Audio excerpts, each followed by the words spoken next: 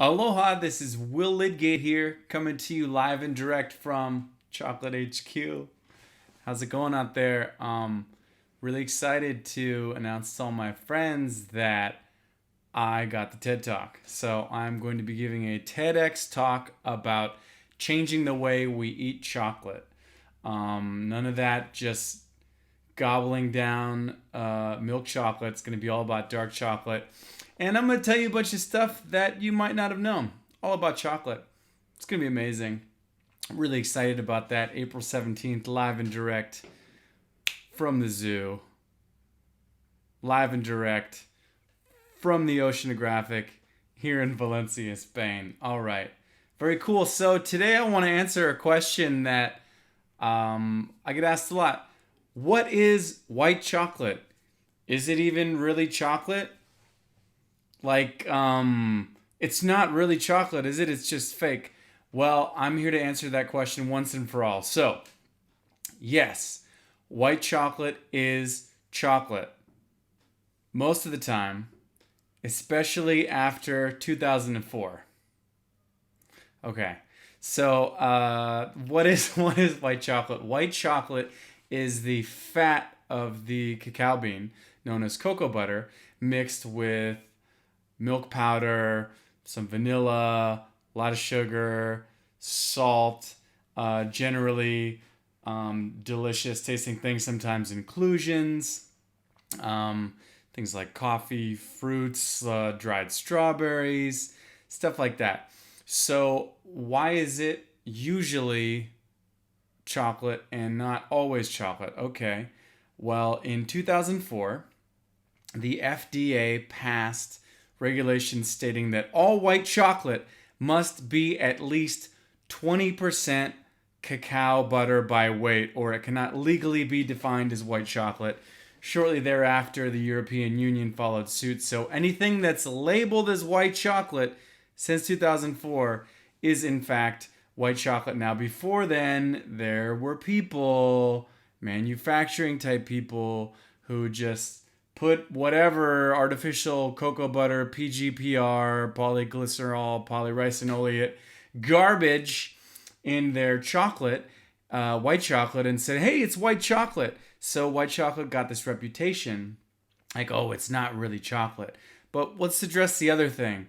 Okay, wait, but it's why is it a different color? It's just the fat from the cocoa bean. What is the fat from the cocoa bean? Okay, so cacao beans contain a very high percentage of fats, of oils. This is just like a peanut, okay? So, what happens when you grind a peanut? What happens? You get peanut butter. It's runny, it's oily, right? Cacao beans are exactly the same. Even if you just take a little piece of cacao bean and kind of press it on your fingernail, you'll see it's oily.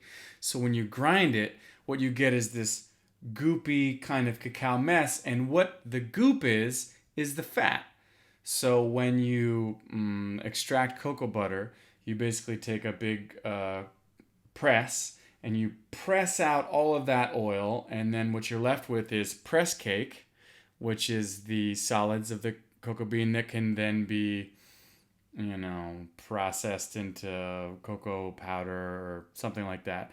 And then you have the cocoa butter. And the cocoa butter, okay, real cocoa butter, it's not actually white.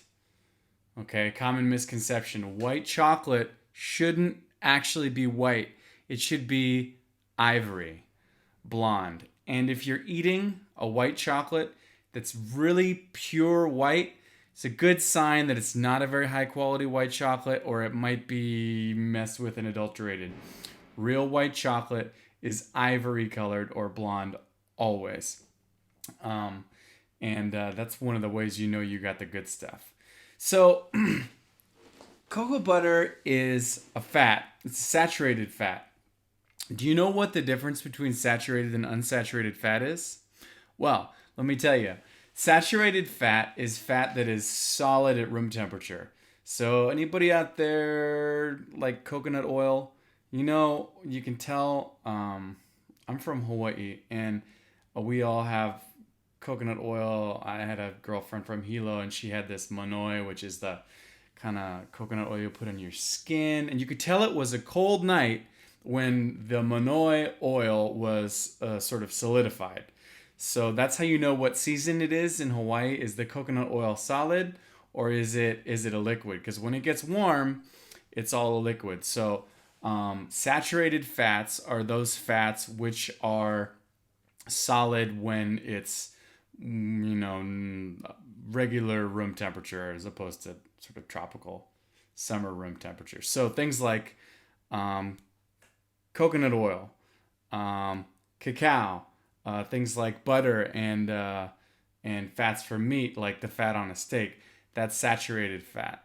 Okay, now in the olden days, saturated fat got a bad rap. Now saturated fat is all the rage in dietary circles. So I'm not for sort of exploding your saturated fat intake, because I think that there is still probably some merit to the older research, and there may be a certain amount of saturated fat that we shouldn't consume more of. So I'm still more moderate around it, my saturated fat consumption. And what that boils down to is I basically will eat about 1 ounce of dark chocolate every day, and you could go higher if you want to. But I'd say that rule sort of holds true for cocoa butter as well.